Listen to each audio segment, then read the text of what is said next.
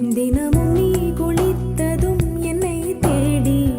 என் சேலை நுனியால் உந்தன் தலை துடைப்பாயே அது கவிதை திரு